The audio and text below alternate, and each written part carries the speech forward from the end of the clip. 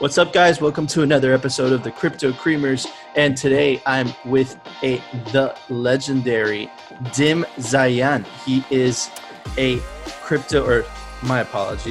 a Bitcoin artist. He's contributed to Citadel21, and today we're gonna talk to him about his masterpieces, what got him into Bitcoin, and all that good stuff.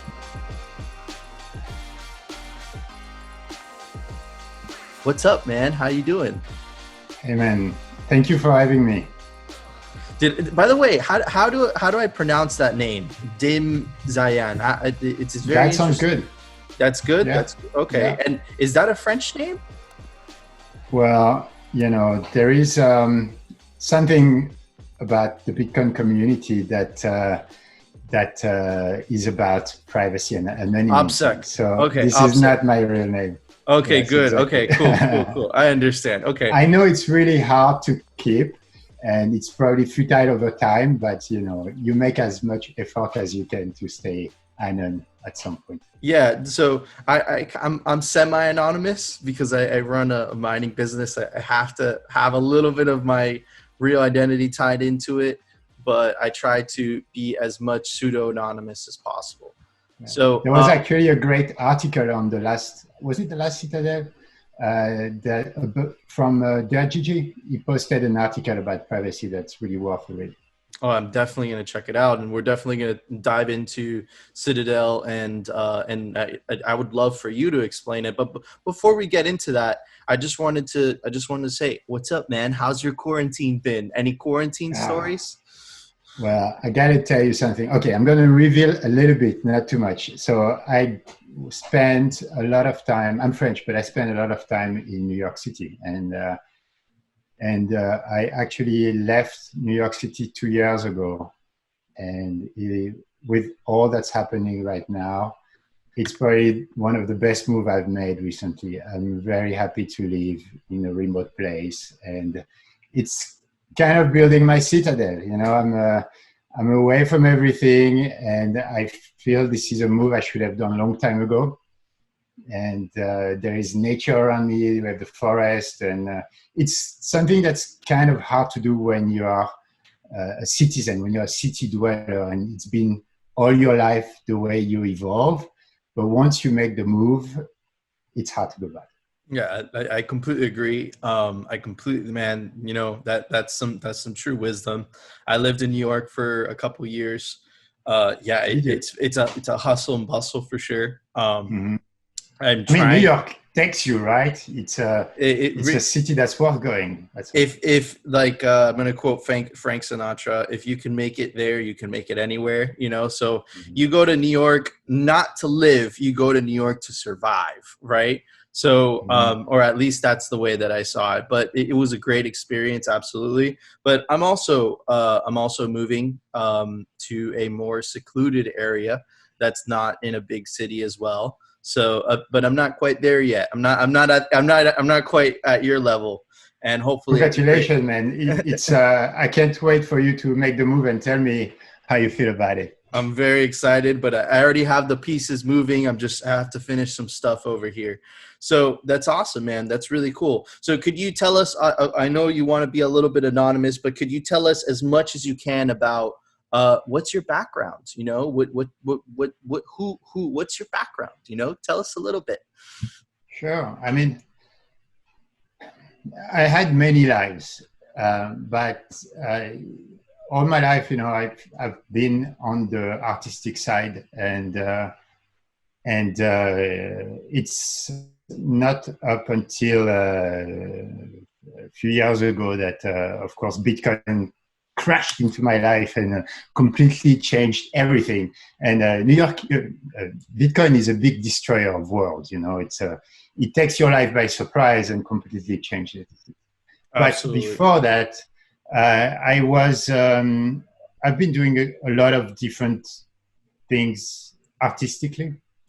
I've been a painter. I did a little bit of sculpture, you know, what you see in the background here. And, but every time I've been interested in in the concepts of freedom.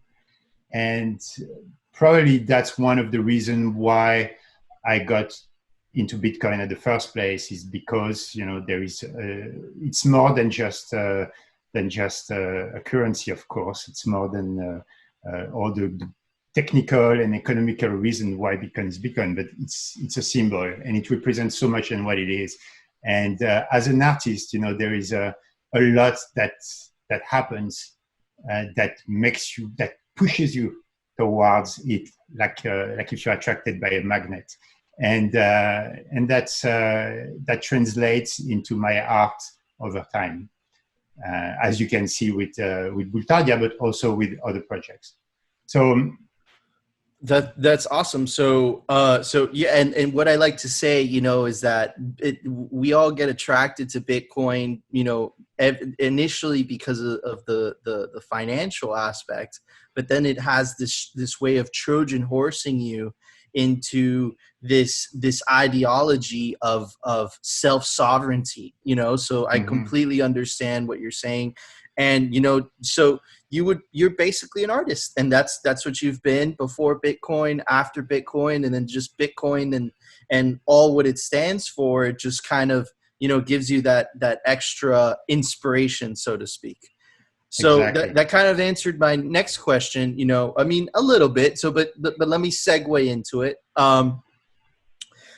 What does Bitcoin mean to you as a person? Because it's meant something different to every single guest that I've had on the show.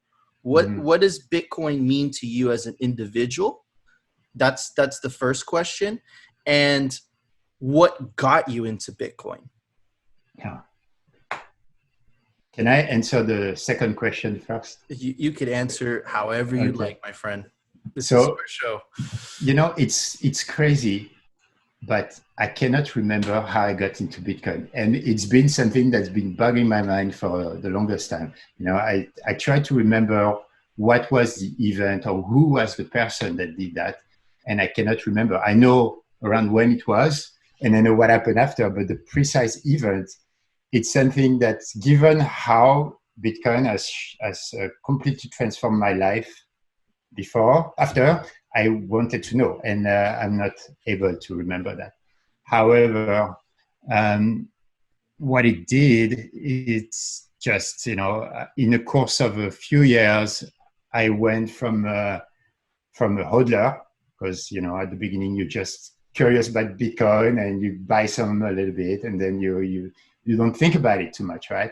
But over the years, I started making transactions in Bitcoin. Actually, one of those pieces, a friend of mine bought it. And in Bitcoin, that was my first Bitcoin transaction. So it was pretty exciting. I was already out of the system, doing what I loved, doing my art and selling it. So that, I think, triggered me getting even more into Bitcoin. And then 2017 happened. And unfortunately for me, I started getting interested in shitcoins, like a lot of people. It happens to the best of us, my friend. Yeah, guilty as hell. But so I got into shitcoins, and I discovered the wonderful world of Poloniex, of BitMEX, and all the other ones. The shitcoin casinos, baby. Exactly. And unfortunately, you know, I was lucky enough to have stacked quite a lot of Bitcoin, but it came very high, very fast, and you get all the highs that a lot of people can tell you about, and that you probably have experienced. I don't know your story of 2017, and then Arthur got most of it, if you know who I'm talking about. But no matter what, you know, whatever happened on the financial aspect of things, what happened is that it turned me into comic book and writing comic books. And that's something that was in my mind for the longest time, but I never really made the jump. And here it goes, you know, here it happened. And I'm so happy to have gone into this new adventure, not only because it seems that people start to appreciate what I'm doing, but also it feels extremely liberating. Awesome, awesome. And man, that's so cool. It's always so interesting to hear, everyone's story and just everyone's progress through the ups and downs, the roller coaster of what is this crazy up and coming revolutionary industry. Absolutely. And you mentioned something very interesting, and I knew what it meant when you said it, but I want you to kind of explain to the audience what you meant by out of the system. What does that mean? I know what it means, but I want you to describe it in your own words. Well, so, I mean, I'm always going back to the same word, and it's freedom. For me, freedom is the single most important principle. No matter what, you can have as much money as you want. You can be popular. You can have everything you want. If you don't have the feeling of freedom, it's more than just a state, it's a feeling, then you have nothing. And for me, I was really protecting that at all costs. And by that, I mean, being able to not being pressured to go in any particular direction, but the one you feel is right, just, or works for you. Whatever is your motivation, it's the fact that you're deciding consciously to go in that direction and that nobody forces you to do so. That's what's important. And Bitcoin provided, I don't know if this is Bitcoin per se that provides that, but it's a vessel that you take that allows you to think in that direction. At least in my experience, maybe for somebody else, it's not at all like that, but this is how I felt. I think that it's very libertarian. I think that what you describe as freedom is a principle that's very important to me. I'm going to describe it a little bit differently. I'm going to say freedom for me per se is I wake up in the morning and I basically can do whatever the fuck I want.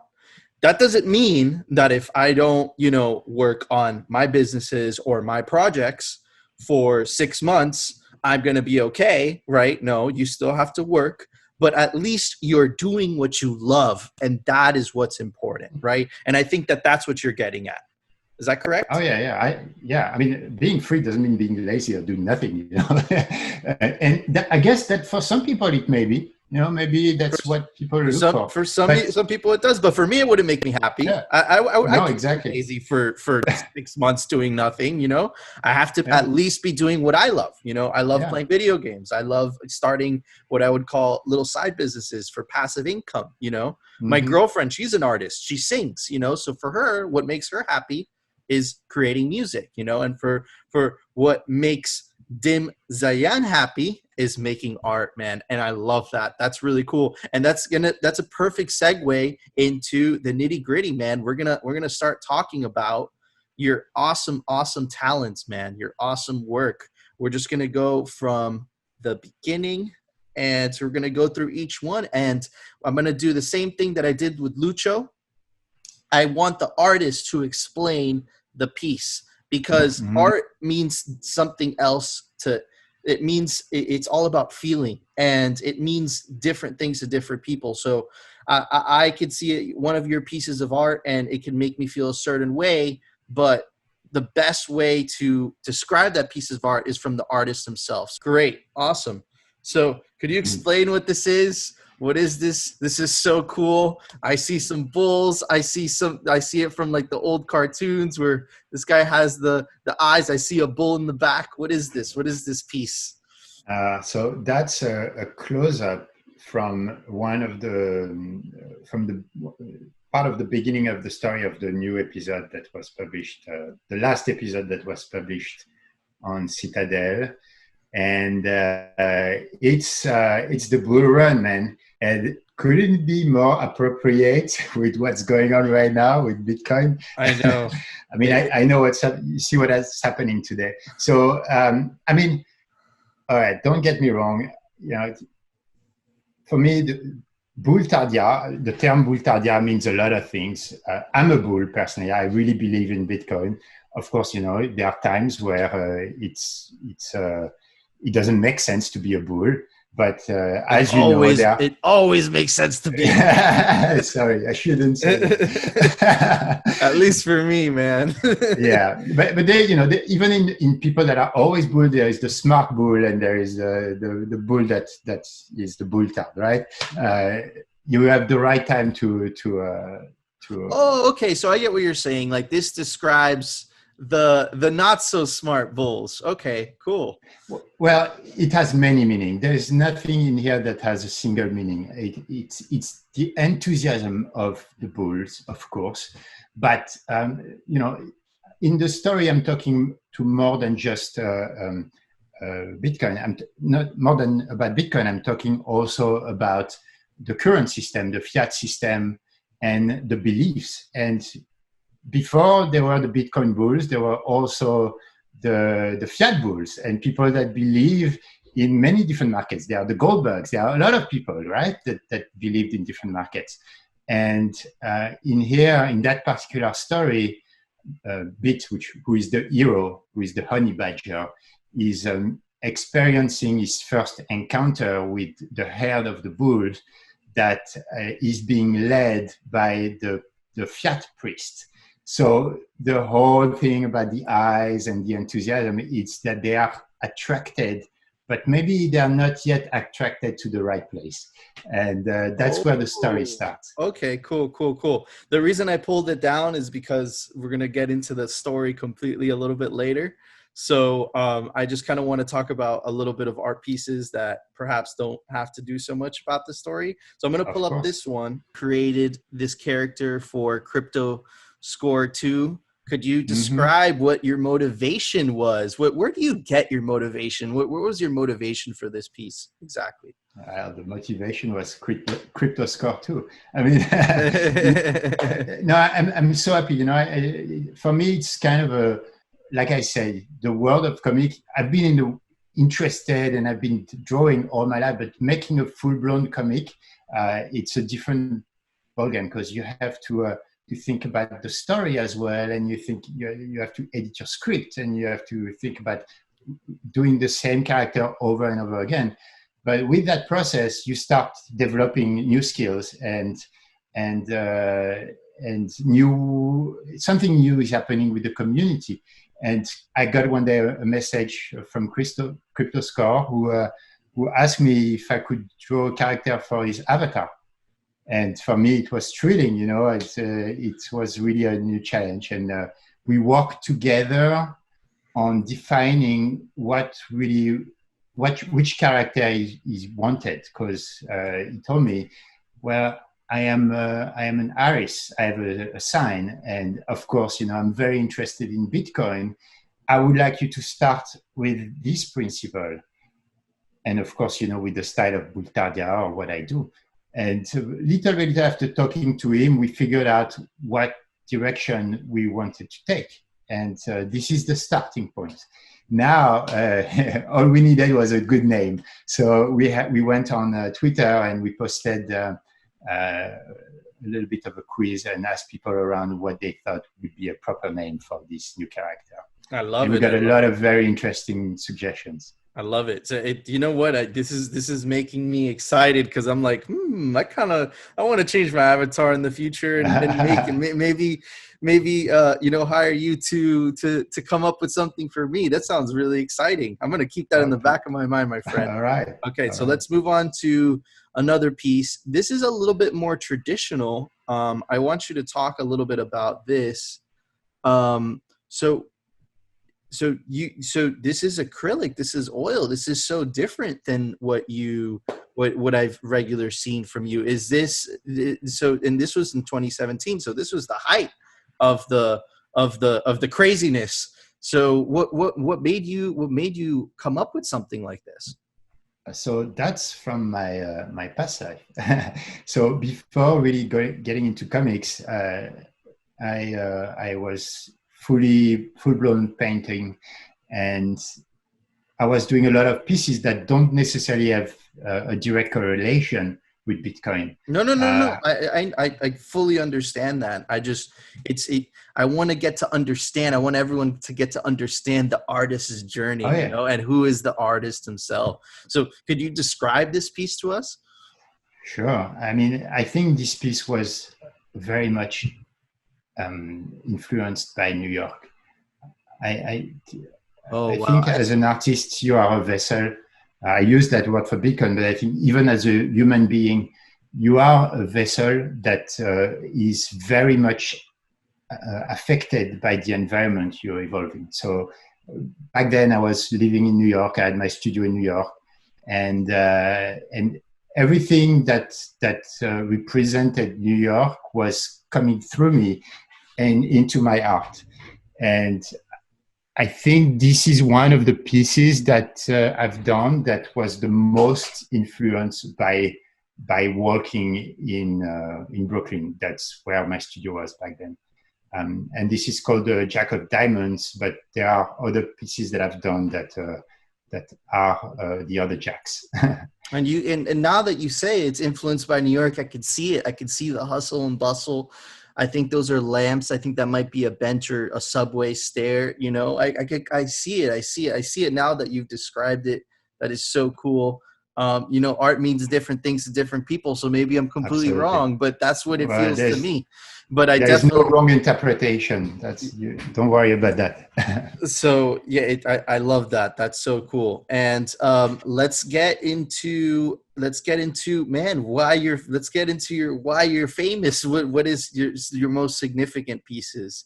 And let me pull it up. And while I pull this up, I want you to kind of explain what is Bitcoin Citadel 21. All right, I'm going to try. That's probably a question that would be best answered by Hodlonaut and Bitcoin Katya, the founders of Citadel21. But you know, from listening to their mission and I asked Lucho the same question, and I put him on the spot. And the reason that I ask you guys this is, like I said, Bitcoin means different things to different people. Citadel 21 means different things to different people. So they do have a mission, but what does Citadel 21 mean to you? Okay, so there are many things that I think I completely rejoin Hodlonaut and Bitcoin Katya on it, which is Citadel 21 is a place for artists and non-artists. I mean, I believe everybody is an artist in their own respective field, but for people who are involved in Bitcoin and really desire to promote and cherish their ideas around Bitcoin, can express them. And it's not a place for well-established people that have tons of followers. It's for people like me, for instance, who are not necessarily known to the community, don't have a lot of followers, but still have something to express. And on all these points, I rejoin Hodlonaut and Bitcoin Katya, and what they've done is amazing, because there is nothing that I know of that comes close to what Citadel 21 is today. There are a lot of places where you can show your shitcoin project. There are a lot of places where you can talk about more involved stuff. But for the cultural aspect of Bitcoin, there aren't that many places. And that's what I really loved in Citadel 21. And actually, when I told that to Hodlonaut when we first started talking, I was almost getting ready to make my own zine to produce Bulltardia before I bumped into Citadel 21. So that's the official reason. Now, for me, I mean, I find it fantastic. I find this is so many voices that are absolutely unedited come together into this one big mix of ideas and thoughts and passion. It's mostly a lot of maximalist people, so you're going to have a lot of strong ideas, whether you like it or not. But it's very interesting to have that melting pot of different backgrounds and different ideas, and all converging towards this one idea that is Bitcoin. One guy actually mentioned something, I forgot who his name is, but he mentioned something about Citadel21 being very cultish. I really like that description. Great. I think he wanted to do it in a pejorative way, but I think it's actually a very positive description. I like that. It's like a compliment. So could you explain this piece of art? It's honestly one of my favorites. It's the reason I reached out to you. So I'm going to give you what I see in it, and then I want you, the artist, to kind of describe it. So I see the epic honey badger, the unstoppable honey badger. And I kind of see the Jurassic Park, where in the Jurassic Park movie, he has like the frozen, or I don't know. Oh yeah, the ember. Ember with the mosquito in it, and that's where they created, all the dinosaurs from. So when I see this is what I see in this art piece, and man, I find it amazing. And you see the kind of conniving face in the honey badger saying "hodl." So it's so cool. It really makes me bullish. It makes me happy. I see the unstoppable honey badger, just saying "hodl." So that's what it means to me. So what was your inspiration? What does it mean to you? Well, now that you mentioned the Jurassic Park, it may have been an inspiration. No, but so the honey badger character, Bit, in particular, it's been, I created that character maybe sometime in 2017. It's, I don't want to take all the credits because the honey badger itself has been around for quite some time, and before I even got involved into Bitcoin. But what I wanted to extract out of the honey badger is the bratish, punkish aspect of its personality.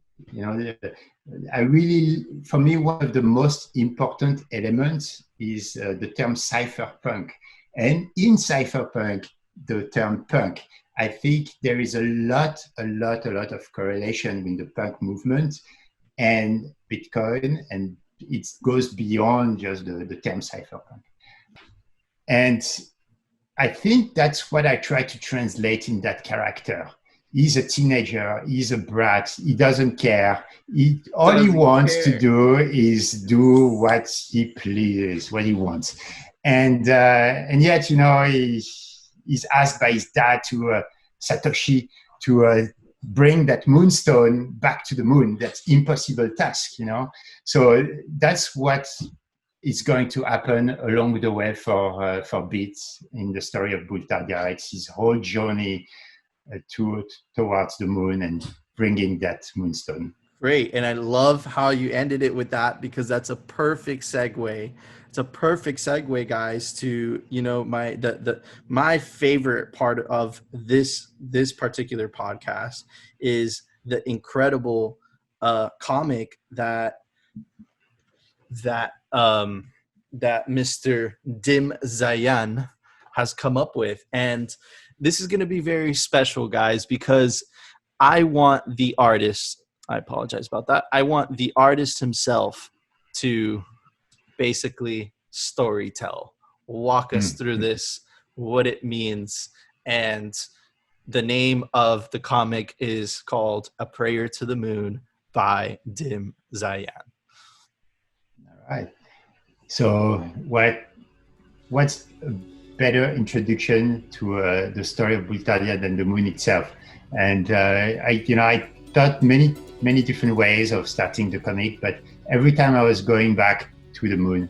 Actually, the very, very first iteration was you were seeing three characters alone in the desert, having a little bit of a fire. You see actually those characters later in the story. And from the fire was the smoke, and the smoke was turning into the beer of Bitcoin, and above was the moon. That was the very first concept. But slowly but surely, it was a lot to digest for the very beginning. So I decided to go towards just a simple moon and the title. Awesome. And name of the episode is A Prayer to the Moon. And this is the first character, and I'm just kind of narrate it a little bit. Mighty moon, may your light shine upon us day and night. May your soft glow warm our skins and set fire to our hearts. So what is this about, man? This is awesome. This is so deep. Well, so this whole prayer is something that's, I can tell a little bit about this, but as you will read the different stories, you will progressively learn what's going on. But what's obvious from the get-go is that there is a certain adoration from those characters towards the moon. The moon is some kind of deity that is supposed to protect them from the darkness. And there is no reference to the sun. And, you may think of the ancient Egypt where the sun was the main god. It was Ra. But in this case, in the world of Bulltardia, the moon is the main goddess, and everybody is counting on the moon to protect them. Got you. And then the next line, it says, may you protect us from the darkness beyond. And here is a character running, and it says, and once our time has gone, may we all be welcome.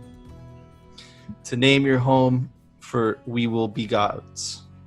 And could you explain a little bit about these deep lines? These are so deep. Absolutely. So what everyone hopes on Bulltardia is to be one day to be taken to the moon, and so that they can live their afterlife or even their current life on the moon. That's what everybody dreams of.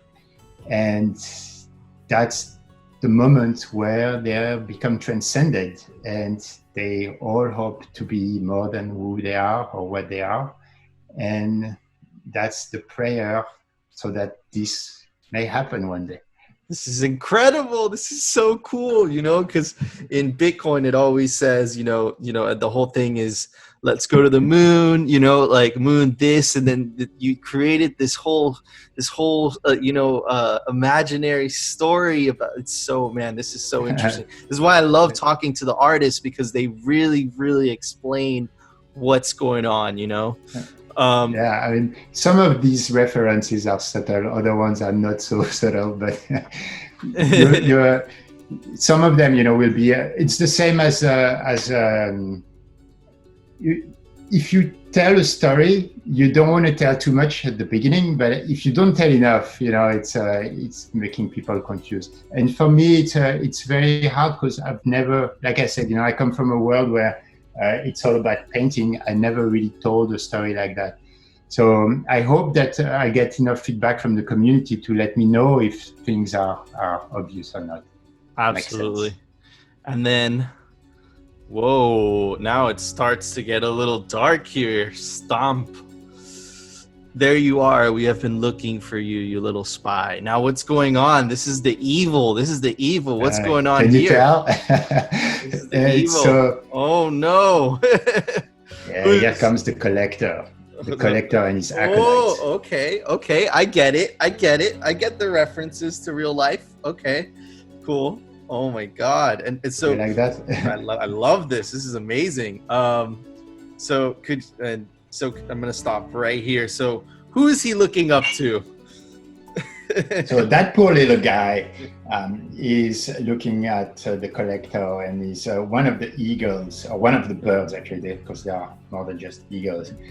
There is something about the whole lore around Bitcoin. There's a whole set of legend, Bulltardia, and the history behind it. But I cannot reveal too much right now, because more will be told over time.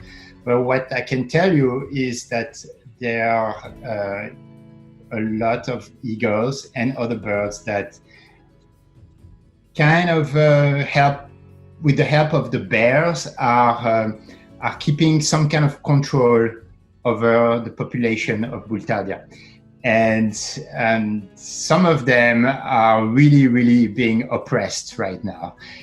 And this guy, the collector, is here to find out who he can oppress next. He's looking for his target. I love the connection between real life and this comic. It's incredible. Or at least to me, that's what it makes me feel. And for this next one, I'm gonna narrate a little bit. For your children's sake, you better have completed your mission. Please, sir, my family, show me. Well, did you find him? Yes, sir. Because it's a little large, usually you see more of the page, but you show me comes last, actually. It's after that. Did you find him? So if you scroll down, so it's, well, did you find him? Yes, sir. And then he has to show him. Oof. And then... Look how menacing these are, the bears. Fuck the bears. Fuck the bears. Fuck the bears. Look at this evil. So for me, at least for me, you know, what he represents, this character, the eagle, is the government. That's what it represents to me, right? Mm-hmm. The IRS, because I'm from the States, right? So this is what it represents to me. And then the bears are, you know, Peter Schiff and all the anti-Bitcoiners, you know. So this is so cool, man. And look at this. Look at this. Oh my God. So and and here it goes, the bears. Well, I can tell you a little bit about the style here. So first of all, you know, there is sometimes where you see some changes in style. I think that's important to narrate a story. You don't necessarily want to always keep the same style, because certain things, at least in my work, you know, I know for people it's very important to be always consistent. But I like things that are sometimes suggested, sometimes more obvious, sometimes very, you know, line art. Other times it's more exactly of a evolved drawing. You want the person to perceive it how they perceive it. You know, you don't want to hold their hand per se. Maybe I'm speculating, but that's what I feel when you say something like that. Absolutely. And part of those actually, that's one day, it's not going to happen anytime soon, but I started working on an animated version of Bulltardia, and some of those are stills from the animated version. Okay, cool. Awesome.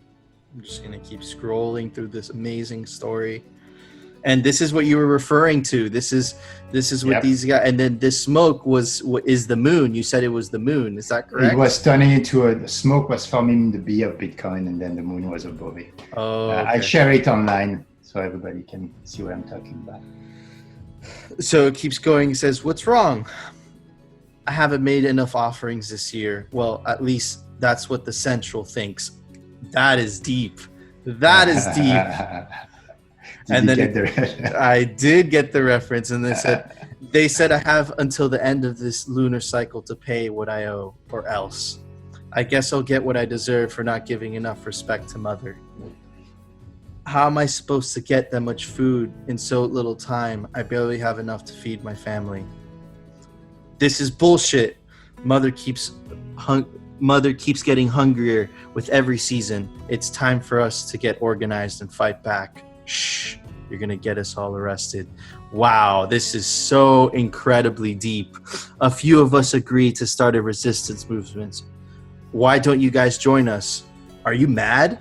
I'm about to go broke, and you want me to lose my life savings on top of that? Oh my God, man, this is so deep.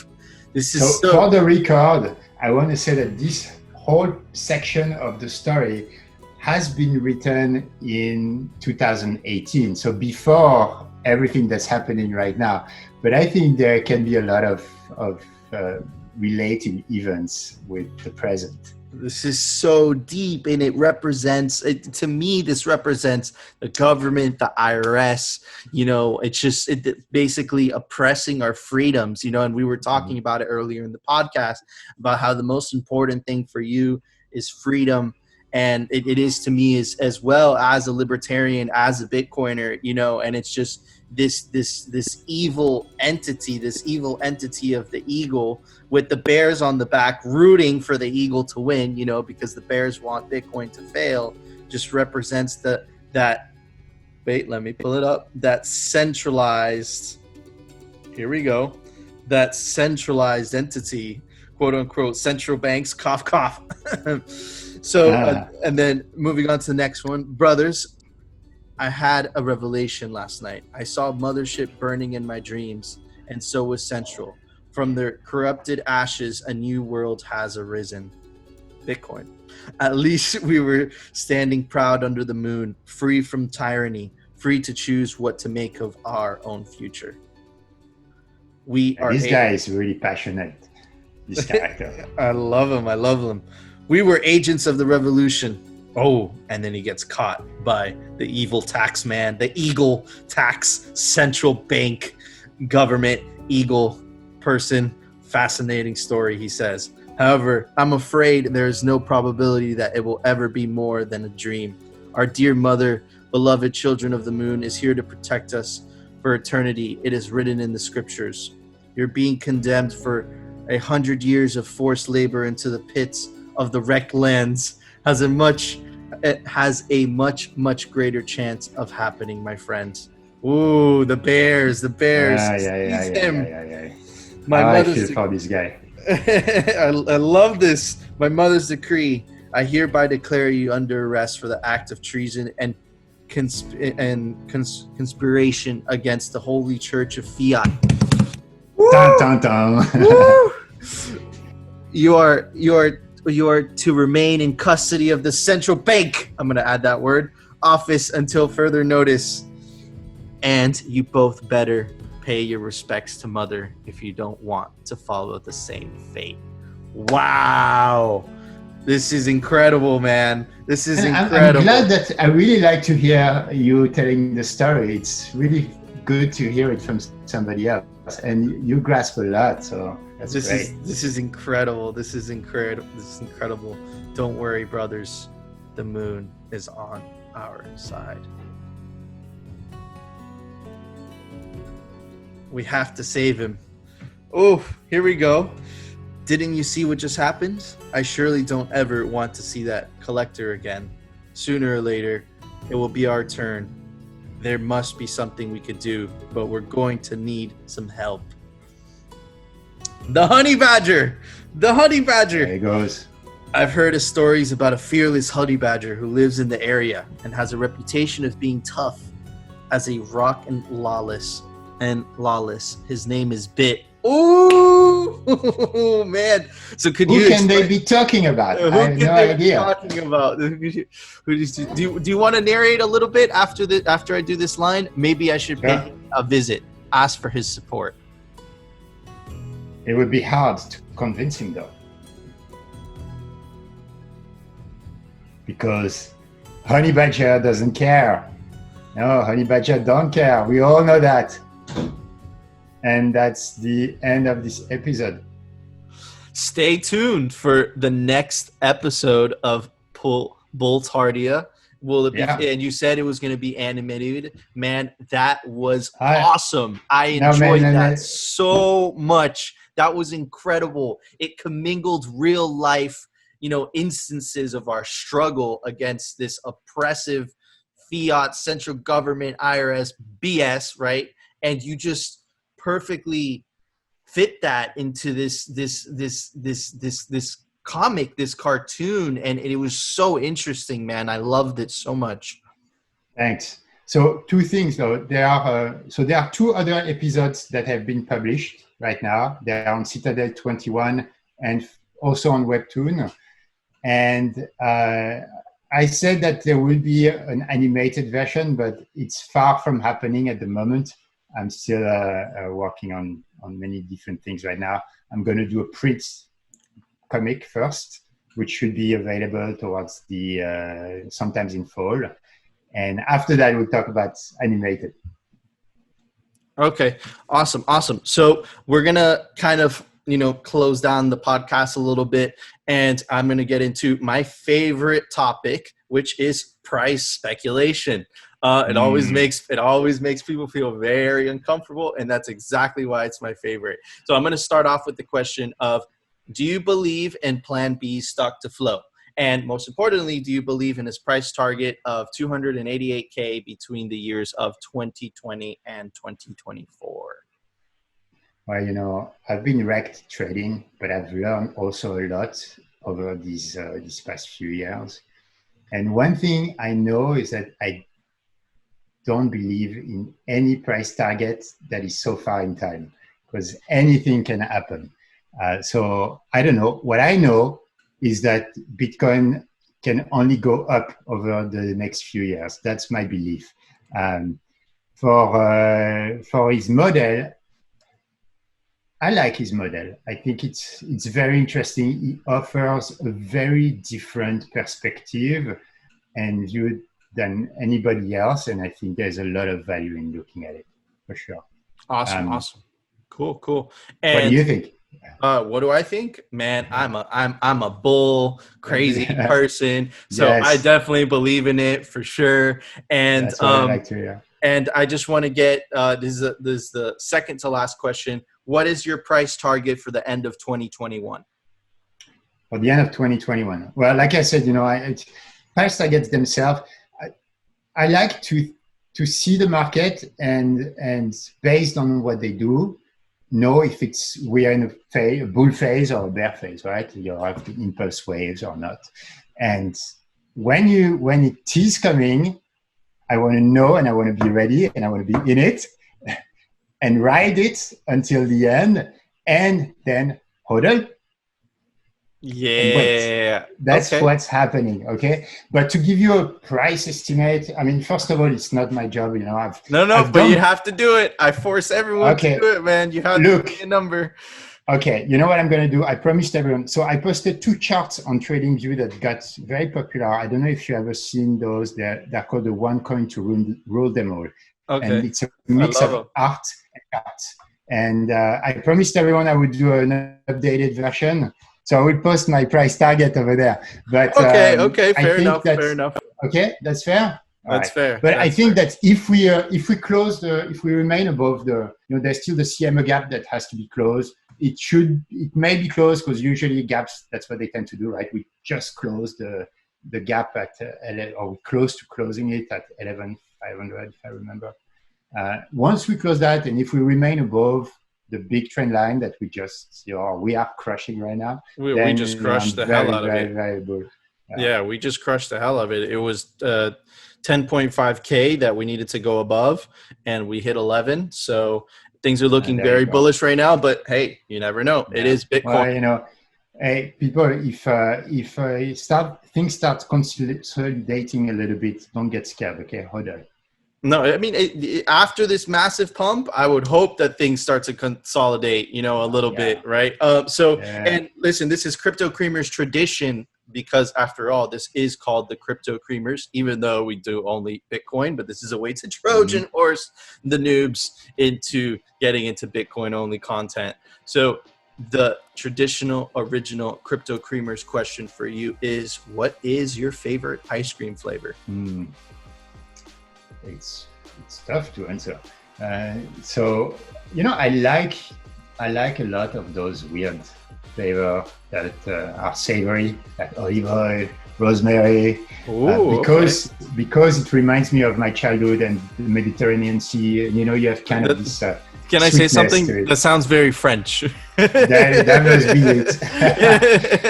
But if I had to go for something a little bit more classic, I would. No classic. I'd stick to some original, man. But a good chocolate ice cream. Nothing beats a good chocolate. Ice cream. Cool. I like that. That's awesome. Okay, man. Guys, thanks so much for listening to another episode of the CryptoKreamers. If you want to go check out the other 2 episodes of Bulltardia, I'm going to post it down in the link description. Don't forget to check out Citadel21. And like Dim Zayan said, he is going to post his TradingView price target for the his expectation for the end of 2021. I'm also going to put that link down in the description. And don't forget to tune into the next one, guys. Thank you so much for listening. Take it easy. Thank you for having me. Ciao.